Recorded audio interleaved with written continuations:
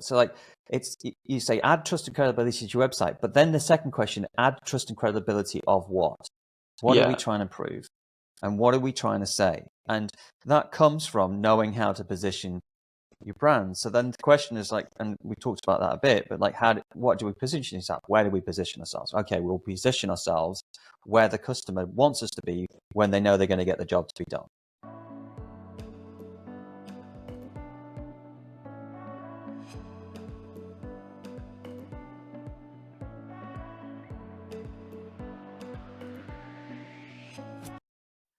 Good morning, Ian. How are you? Well, good afternoon. Good afternoon, Mark. I'm well. How are you? I was just speaking to someone, and he said that he quite liked the fact that we talked about the weather before the podcast. I know it was a controversial subject, but yeah. So was it our father? No, it was a chap selling lovely chocolates in Canada. In fact, let's give him a shout out because it was radio station. Chocolat de Cat in Canada. And they look delicious. Yeah, so there you go. There's a free. Nice. There's a free. Is there an offer? Just because he said he liked us talking about the weather. Yeah. Well done. That's all we need. That's all the validation we need. We'll now continue with the weather for the next several years of podcasts. Yeah. How is the weather? Well, it's a bit dark, to be honest. A bit cold this morning. What a shame. Can you do? Yeah. It's lovely here in England. It's 30 degrees at the moment in the winter. Beautiful. Lovely. I doubt I'm lying. I'm lying. Yeah. That would be global warming. Going crazy. Winter, 30 degrees in England. So we're going to talk about the third domino, and of course I've completely forgotten what it was until you told me what it is. But it's the job to be done. But it's the reason I always forget is because it was something we crafted for the big presentation you did on the stage, and obviously it's a collection of things we've done before, but why don't you talk about it, introduce it, and then we'll get into it. Okay. Yeah. So the third domino that we've done, so we're in the middle of the domino scenario at the moment, and the third domino is what they want. Okay. So it's actually called job to be done, which is basically what do they want? Now, the third domino and the fourth domino, I like to combine together because they are very, very similar stage of the process. So the first one is the job to be done, and the next one is the anxiety reducing. So what don't they want? What are they anxious about? So third is job to be done. Fourth is anxious. And so essentially, it's like what do they want, which is the job to be done, and what don't they want, which is the anxiety reducing. And so hence it's like, if you don't get that right, then it's very difficult to convince somebody to buy something if you're not demonstrating the job to run. So it sounds very simple to say, well, obviously you need to know, what the job, what they want and what they don't want. But then how do you unpack that information? And this is possibly where people in e-com oversimplify it. So there's a sort of an analogy that let's take Shopify. One Shopify site that converts really well for a particular type of business will convert really well for another type of business, and often that doesn't work. It just doesn't. It's a complete disaster because the job to be done and the anxieties are different, and it's a different emotional stage. So just like when you walk down the high street and you see shops laid out differently.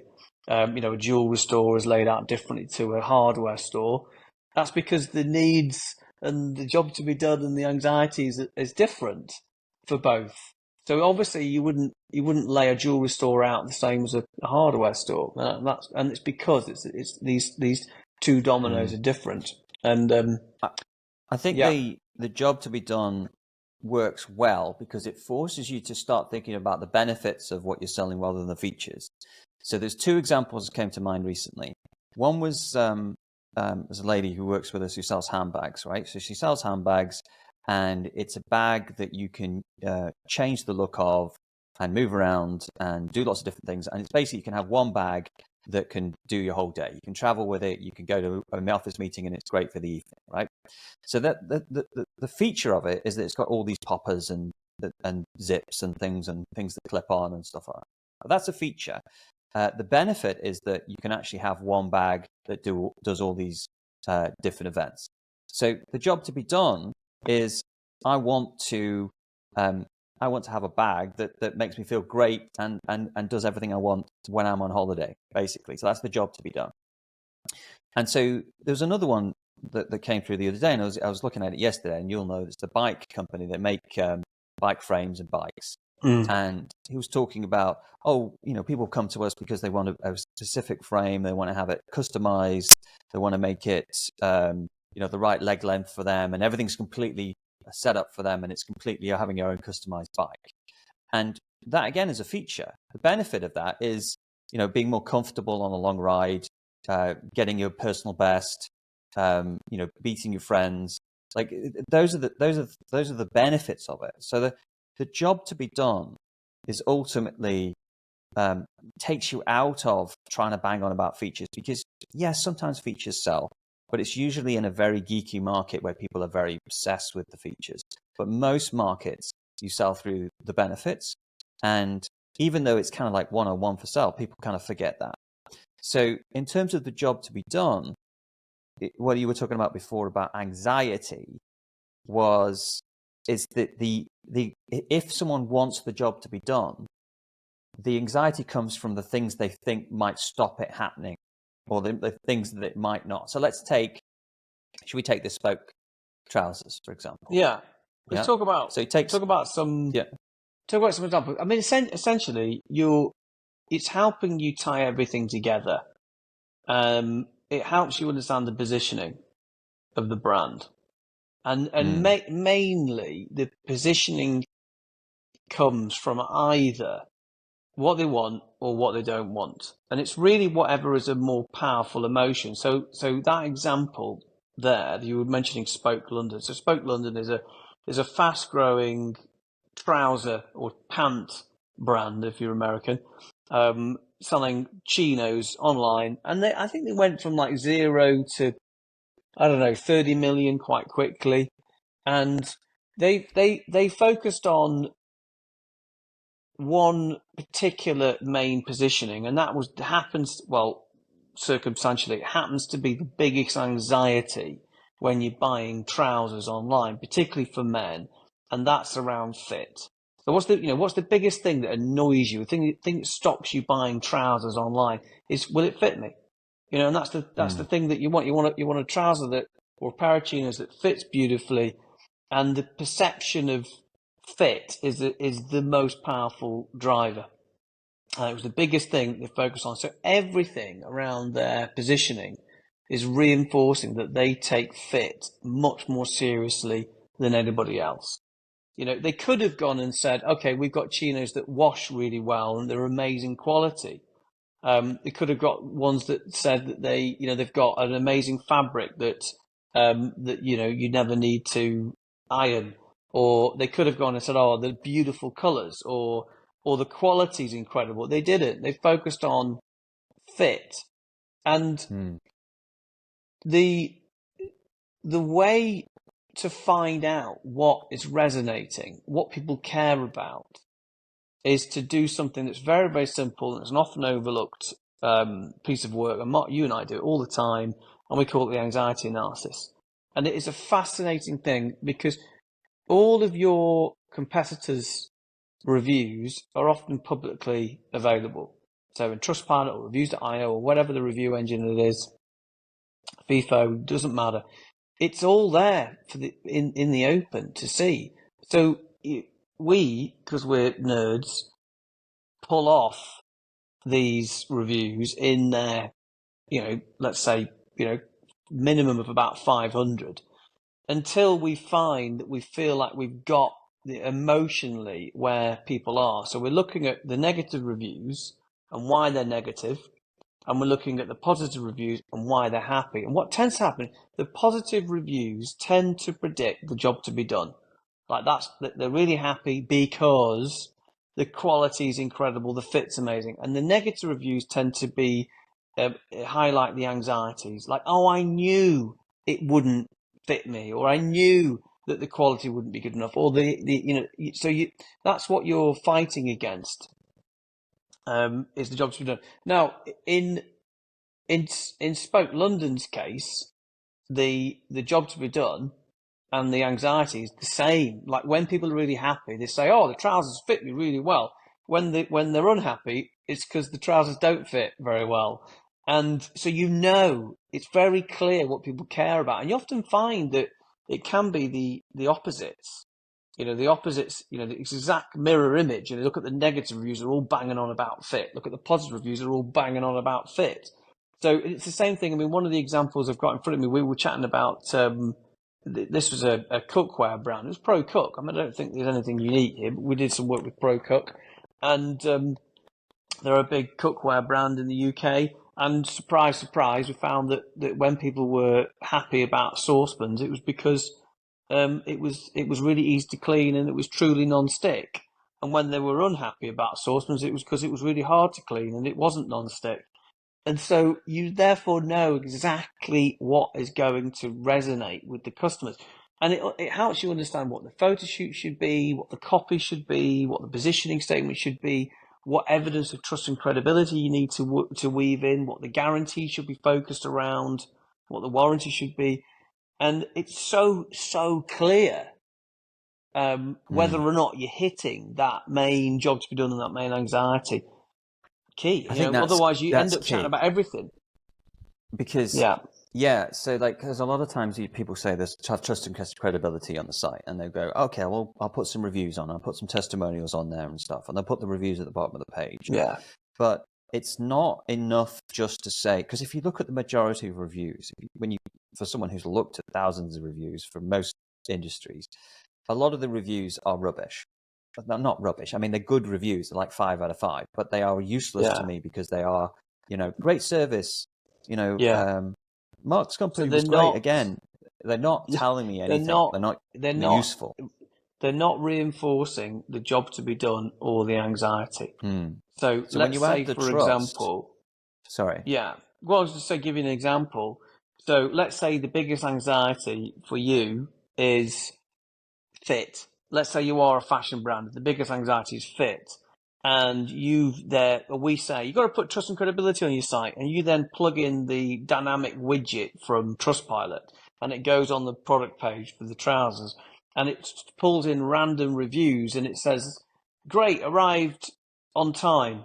And the next one would say, fantastic customer service. That people aren't buying trousers or chinos online because it arrived next day or because there was fantastic. They're buying because the fit was incredible. Like I've never experienced trousers that fit me so well. I can't believe how well these fit me. They're the reviews that you should be pulling through because they're hitting the main jobs to do the main anxiety. It's so obvious when I say this. It's so obvious. But it's obvious when you say it, but it should be simple. Yeah. The most powerful things are simple. So like you say add trust and credibility to your website, but then the second question, add trust and credibility of what? What are we trying to prove? And what are we trying to say? And that comes from knowing how to position your brand. So then the question is like, and we talked about that a bit, but like what do we position ourselves? Where do we position ourselves? Okay, we'll position ourselves where the customer wants us to be when they know they're going to get the job to be done. So, the positioning, we did a positioning split test on the bedding site, and we split tested a lot of taglines underneath the logo, because if you think about it, when anybody comes to a website, they're going to look at the logo first, and whatever's right under the logo, they're going to see next. And so that's going to position it. So we had this inkling that a tagline might be quite powerful because, well, look at it. I mean, thousands of huge brands have taglines, and they wouldn't have taglines unless they were important. And something about having to condense your whole business into a tagline is very powerful in terms of scalability, because you've actually had to sit down and say, what are we to the market, and how can we say it in a tagline? Because once you've done that, you've effectively done the job for the customer of the positioning. And I think a lot of the time with our e-commerce sites, when people land on them, we're kind of saying to them, guess what our positioning is? Guess what we are? maybe you could find out that we are this. And it's because, I think when the smaller people come onto we've got two groups. So we've got the e-commerce roundtable, which is our group for the bigger e-commerce sites, and we've got the feeder group for the 20k core. And the 20k core are people starting out in e-commerce. And when they first come on, I get them to fill out a questionnaire, and on that questionnaire is why should people buy from you rather than somebody else? And they'll most likely list a little bit like a War and Peace answer, where it's like a couple of paragraphs of like, oh, we've got good customer service and we get these and this and it's like, and it's like, well, that's how your website looks at the moment. You've got to have a very succinct, pithy kind of reason why someone would buy from you and your positioning. And if it isn't like that, then you probably haven't thought about it enough to realize what it is. Now, if you've got a business and people are buying, you will have some positioning. You just probably don't know what it is. And what you think it is might be different from what the customer thinks it is. But it's a very powerful thing, because the positioning convinces people up that you can do the job to be done without the anxiety that they don't want to receive. Yeah. And so, so let me give you some. I'll give you a couple of examples in different industries that we found. So, like gifting. So take somebody like Vistaprint or Snapfish. I think was the one that we were looking at. Snapfish was selling gift related items for photos, and what they want is the emotional reaction of the gift recipient. They want the person they're giving the gift to feel amazing. Oh my God, it's incredible. Oh my God, I can't believe you spent all this money on me. It's amazing. What they're anxious about is, what if they don't like it? What's the gift recipient doesn't like it? And also, will it arrive on time? So that's the job to be done. There's the emotional reaction of the recipient, and the anxiety is, what if they don't like it and it doesn't arrive? So, you've got to make sure that you're reassuring those things, and take another one. Take a sort of slightly more desirable fashion brand. What their job to be done is desirability. I want to look amazing wearing these clothes. That's what they want to do. Now, the anxiety is, what happens if it doesn't fit? What happens if I don't like the look of it? Now, it's like, but you'd lean more into the desirability because it's a higher end luxury fashion desirable item. So you'd lean more in the job to be done. No one's going to buy because of the returns policy. They're going to buy because they bloody love it. So that's where you'd lean more into that. Take a more problem solving, right? Take mattresses. Emma mattresses. You remember Emma and Simba mattresses? They grew massively. And you think about, what do they want? Well, they want a perfect night's sleep. What are they anxious about? Well, what if I don't like this mattress? That's what they're anxious about. And so, those businesses are doing both. They're trying to demonstrate that this is the most amazing night's sleep you're ever going to get. And they're trying to remove any anxiety, which is, what happens if I don't like the mattress? And so they're leaning into the anxiety by doing the extended return. So they started off with the 30-day sleep promise, and then it became a 60-day, and then a 90-day, and then 180 days, and then now it's a 365-day sleep promise. And it's each time they increase the number of days of sleep promise, the conversion rate goes up because it's removing anxiety. And the funny thing about that story is that people became, when it was a 30-day sleep promise, they became anxious about returning it. But when they made it very, very generous, people weren't anxious about returning it, so they just got used to it, and then they forget about it, and then they got used to it in the normal everyday lives. The returns went down, didn't they? The longer the returns policy, I guess. Yeah. I wonder whether it's because people are kind of like, well, I can't return it now because it stinks of us. Like, we've made it. Well, I think they accept it, and they start to get used to it, and I mean, essentially, the warranty or the guarantee should be so clear and obvious that it should remove any risk, and it should be good enough to remove that risk. And the idea, we always find we get more out of the almost buyers by going down that road than actually making it a bit stingy. We treat warranty and guarantees as a marketing cost. And also the warranty and the guarantee shouldn't just be like money back guarantee or those kind of things. If you've got a key anxiety, you'll see the businesses that scale really, really well. They'll be ones that tie that guarantee to the anxiety. So let's say it's trousers. Like, we guarantee these will fit. You'll get a perfect fit or your money back. Like that. The guarantee is like the fit guarantee or the sleep guarantee. It's not like a mattress company doesn't go 100% money back guaranteed. It doesn't mean anything. People have heard it so much that you have to create it into a thing that you can hang your hat on and say, it's something that we've customers got the care sleep about. guarantee.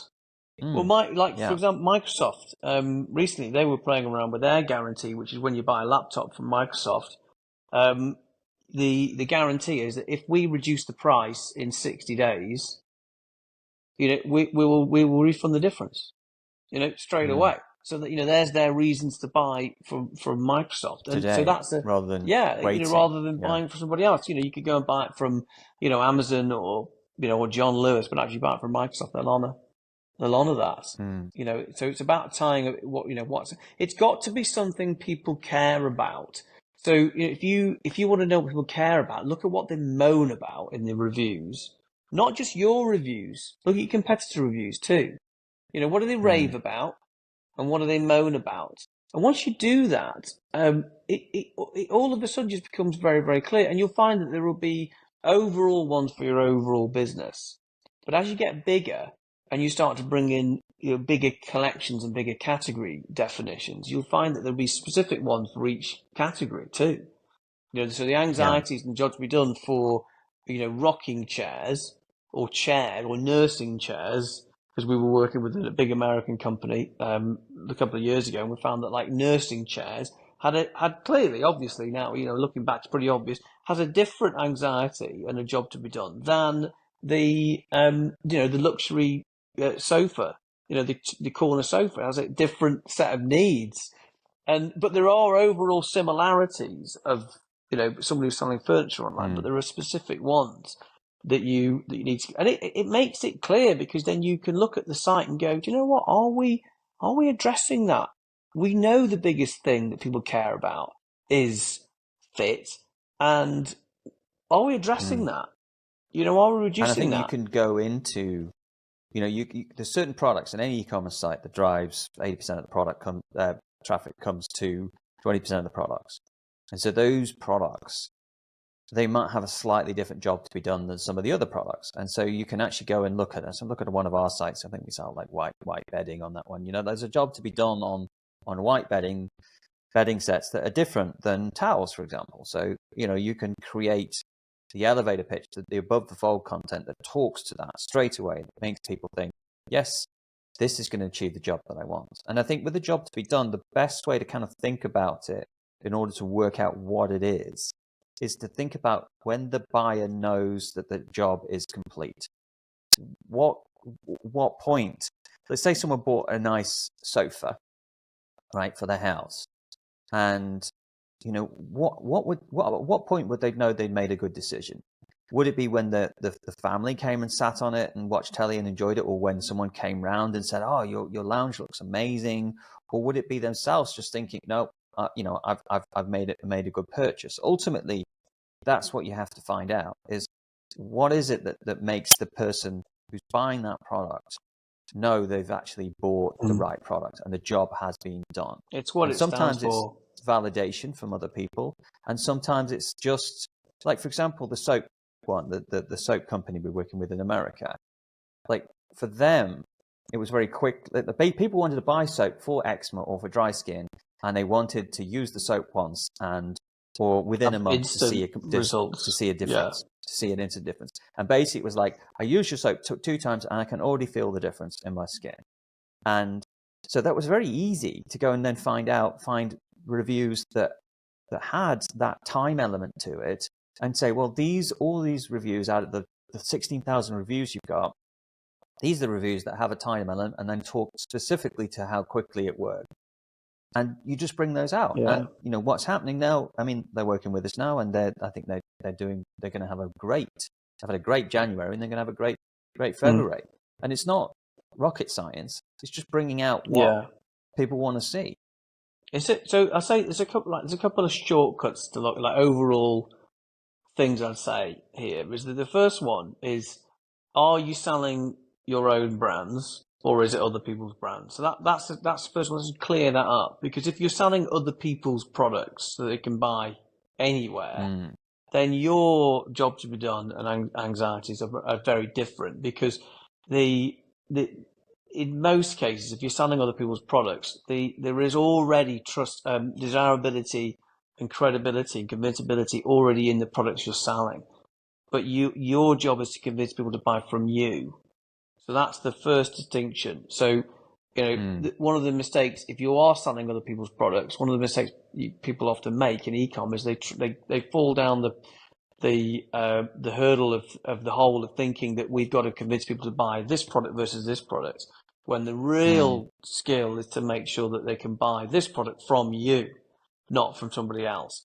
And the way to do that would be to go and look at the market square test, which is essentially where you do a secret shopper and you put all your competitors down at the top, and you put all the value propositions down the left hand side, like returns policy, warranty, offer architecture, trust and credibility, and just see where the gaps are and see how you can stand out.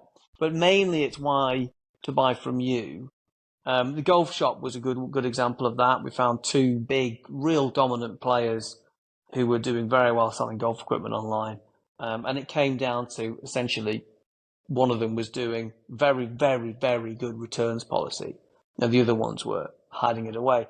And then, so that's the first trick if you're selling other people's products. The second one is if it is your own brand, you're selling yourself, that is only available, through your business, then the way to ask yourself, first of all, and it's not exclusively this, but is it a problem-solving rational purchase, or is it a desirability purchase? So if you're selling, let's say you're a luxury homeware business, then it is more of a desirability play, which tends to lead more into the job to be done is the main lever you'd pull. So like the White Company, look at the White Company, what they used to leave is beautiful imagery, and it wasn't just a tablecloth. The tablecloth was laid out beautifully with an outdoor barbecue in the summer where all the families around, the grandparents, grandkids, everyone's having a lovely time. Because that's the job to be done. It's desirability. But if it's a problem-solving product, let's say you're selling, my new example, replacement fridge hinges, it is not a desirability play.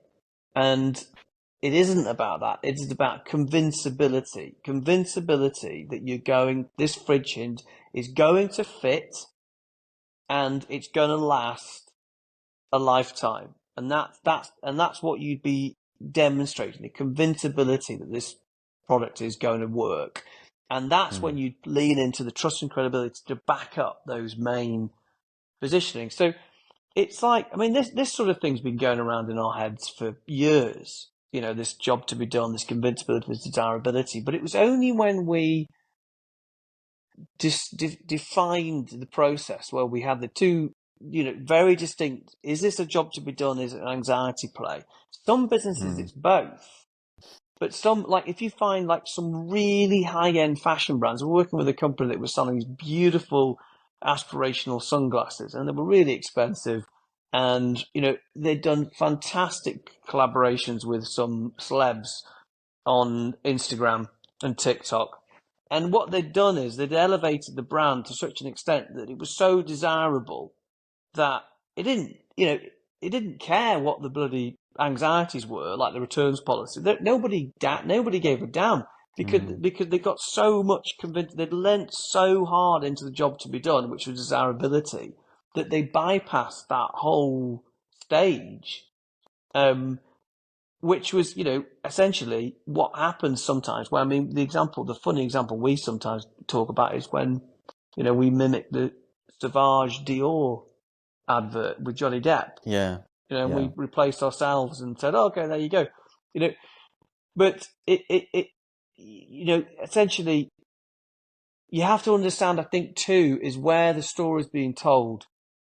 So is it an Instagram play? And again, I'm going to generalize massively now, but we often find that if it's a slightly more problem-solving, rational purchase, we tend to find we can lean more into Google Shopping. And if it's a Well, desirability people are looking for it. purchase, People are looking for because there's specific intent to those buy. things. Yeah, Car battery. No one's going to go onto Facebook and kind of come across car battery and go, "Oh, that looks nice. I'll have one of those." yeah. It's just I'll not. just store it on my shelf in the garage. Yeah, Yeah, I might need one of those soon. I'll get one of those. I'll get one in yeah, orange. It just doesn't. It's not like that. Whereas if Google Shopping works when people are much more searching for that and they're ready to track that, know what they want, they're aware of the product, they're aware there's a solution for the problem, and they come and buy it. You know what? So It's a general rule because we have to, keep things simple. But I would definitely say that Google Shopping tends to be more problem-solving and rational. Not always, though, and you get some businesses that are both. Like bedding is a good example. Bedding is an example of both. Like bedding we can do very well with Google Shopping, but also it's a paid social play as well. We can do both. Some businesses you can't. Like one of them, we've got a really nice high-end brand of trainers, like Veju trainers, Veja. Like they essentially, they can't grow that business in Google Shopping or Google because what people are going to search? White trainer. Like it's not that. It's obviously a social play. That's where the brand is built. It's the same with Stepney Workers Club. Yeah. They can't, like it's people want it. They found out about it through friends and online and social media and stuff. But it's not like, like what are they going to search for? Men's pump, white pump. Yeah. It's just, it doesn't mean anything unless you know who the brand is. So it's very difficult to scale from that. So yeah, makes sense. That's cool. Anything you want to add? Well, I think the job to be done was interesting. I mean, the job to be done came from, there was obviously that whole methodology of job to be done, and there was two things in there that was interesting. Was like, what's the trigger that, because people often have, like say a mattress, for example, people often have the need for a mattress for a very long time, and you could, I needed a new mattress for a couple of years, but what was the trigger that actually made it happen? And the trigger might be me getting a new job or moving house or having a child and needing to sleep or suddenly having a need to have a better sleep. And so the trigger is often the thing that gets the sale started. So if you can understand the trigger in your business, if there is one, your advertising that brings people in particularly will resonate if you know that trigger. So good example might be if you, let's say you're selling suits or men's formal tailoring or any clothing, the trigger might be there's a wedding coming up or you're going on holiday, and so that also gives you an idea of what the job to be done is, which helps you position the photography shoots and some of the trust and credibility. It's certainly an angle to try. There's look at trigger. Brooks Taverner's shots. Look at Brooks Taverner's shots. They go to Italy or they go to wherever, and it looks like they take photos of men who look like their target audience, but maybe 10 years younger, on holiday, having a nice time. And that's what it looks like. Effectively, it is the trigger. So it ties into the trigger. They don't take photos of people walking around Keighley. Keighley? Keighley, is it or Keighley? Longton in Stoke-on-Trent. Longton. No, nothing wrong with Longton. But, that's where I had an office in Longton for 3 years. But, I know it's certainly not the same as the South. It's similar to the South of France. Yeah, but the trigger is important because the trigger will be the thing that actually starts the purchase off. So if you align with the trigger, you can do really well.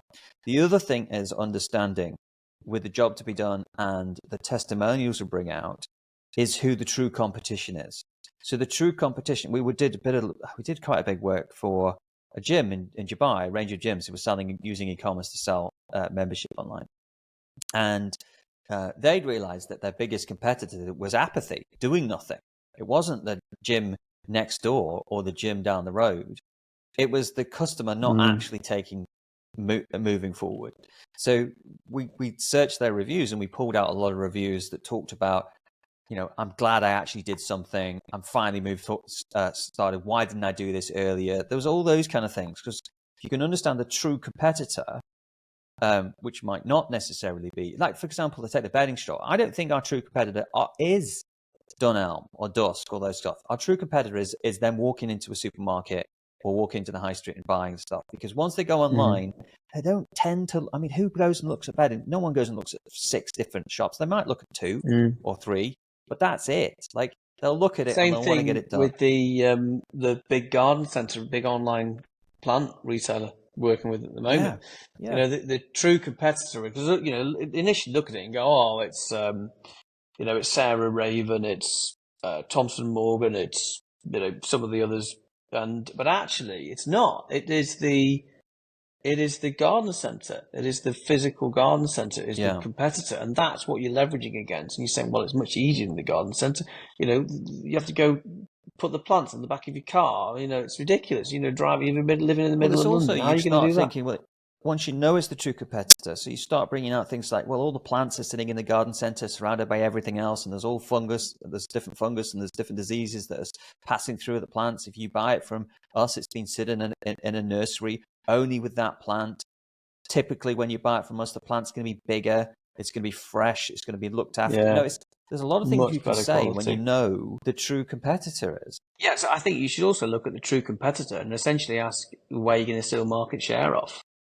You know, that's also a really good indicator of how to find a job to be done. Who are you competing against? Because it's very rare you're creating your own new market these days. Like there are, you know, you sometimes do create a new market, but like, you know, you're not going to, if it's bedding, you're creating a new market. What are you going to do? Create a second bed in a house that people sleep on outside? It's just a new revolutionary way of sleeping in the day. In like, you know, some sort of cocoon of water. Yeah. No. A waterbed. Bring back the waterbed. I can't believe anybody ever slept on a waterbed. That was like it was a real thing, like wasn't my wife moving around to like every little movement. I'd be like, what is? Oh, and it'd be cold, so you'd have to heat the whole thing. There'll be people listening to this still sleeping on waterbeds, I bet. I would like to know if there's anybody still sleeping in a waterbed. There's probably someone selling waterbeds who listens to this. Yeah. He's gonna say, let's buy one. Make waterbeds, bring waterbeds back. But you know, it's all you have to take market share. But at the same time, when you take market share, a market can be convinced to buy something else for that job to be done, and they can be convinced to buy something more expensive.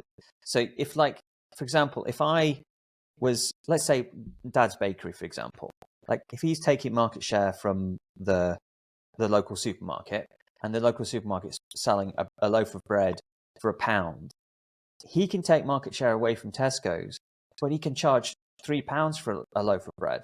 It doesn't necessarily mean he has to sell at the same price, because you can take market share, but you can give them a different service, and there's a service that they're willing to pay a little bit more for. So it's not completely like, oh, they're doing 2 million in that market, so we're only going to do 2 million in it.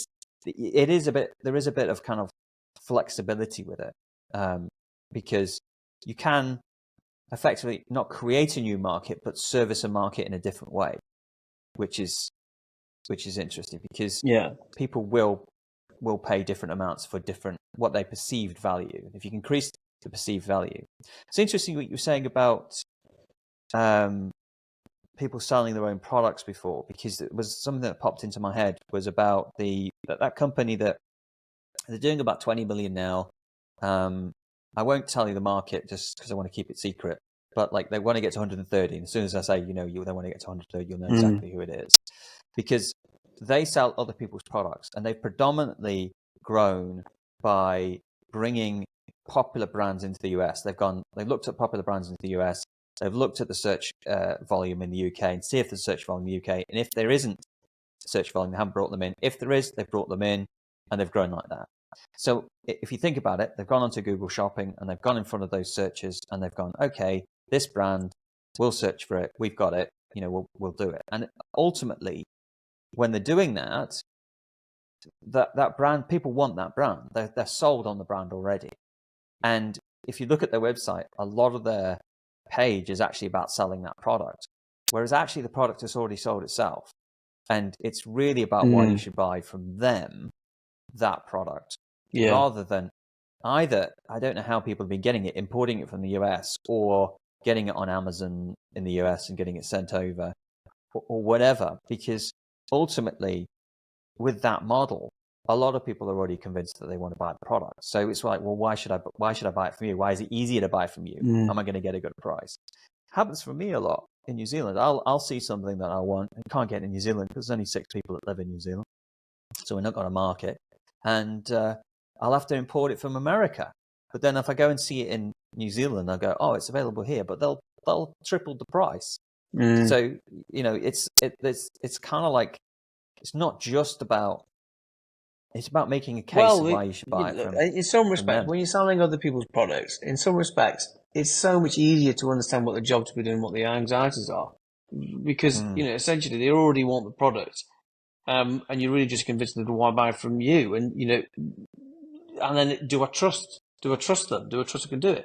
The weakness, of course, is when you're selling other people's products. Is you generally find that the margin is floating between 25 and 35%, generally. So you have a much smaller buffer to work with, and that's why you've got to get your conversion rate bang on, because you can't afford to go and waste your time with loads of paid. But nobody else can either. Usually, no, that's true. You're all in the same boat. The only time it's a problem is if the manufacturer that you're selling is selling direct, and go on Google Shopping, it's going to be very difficult for that. But if everybody's in the same boat as you, you've got the same margin. Then you try to get AOV boosts and upsell with a higher margin product. But and a lot of these brands tend to have brand rebates. So they have rebates at a certain that's level. Right, So and those rebates are only really worth it to the people who are doing millions. Yeah. So it becomes a different model. Big volume game. Yeah, it does. Yeah. Anyway, thank you very much. That's a good podcast on the third domino of the sale of getting the sale of e-commerce, which is the job to be done. So I hope you've enjoyed that. Tune in next week for the fourth domino, which is, because I don't know what it is. Hang on. We've just done the fourth. We've done the third and the fourth together, which is have we? Yes. Job to be done. Jesus, just as well I'm paying attention. You have like a sort of amnesia when it comes to these dominoes. I bet you don't even know how many dominoes there is. There's a slide somewhere. I don't know. How many are there? There's one more, is there? 6. Was it 2? Oh my God. What's wrong with you? Well, you're making a mockery to the Hammersley brothers process. Yeah. Well, I'm sure we'll get through them. You'll tell me what it is next week. Tell me what it is now. Yeah. What is it? The next one we'll do is trust and credibility, which is building very firmly upon the job to be done, the anxiety reducing. Okay. Well, thank you very much, Ian. Thank you, I will Mark. speak to you soon. Cheerio. Okay, bye-bye.